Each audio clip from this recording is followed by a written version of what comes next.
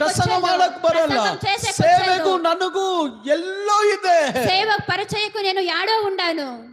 ನಾನು ಸೇವೆ ಮಾಡದ, నేను పరిచయం చేసేదా, ನಾನು ಪ್ರಸಂಗ ಮಾಡದ, నేను ప్రసంగం చేసేదా, ನಾನು ಈ ಬೈಬಲ್ ಬಗ್ಗೆ ಬೋಧನೆ ಮಾಡದ, నేను ఈ బైబిల్ గురించి బోధన చెప్పేదా. ಇಂಪಾಸಿಬಲ್. అది సాధ్యమే ಇದು లేదు. ಅಸಾಧ್ಯ.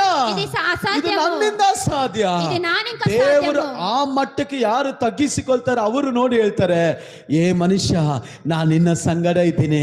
ನಿನ್ನ ಮೂಲಕವಾಗಿ ಆ ಮಿಥ್ಯನವರನ್ನ ಒಬ್ಬ ಮನುಷ್ಯನಂತೆ ಹಾಳು ಮಾಡುತ್ತಿ, ಕಾರಣ ನಾನು ನಿನ್ನ ಸಂಗಡ ಇದ್ದೇನೆ. దేవుడు మన సంగడం ఉండాడు.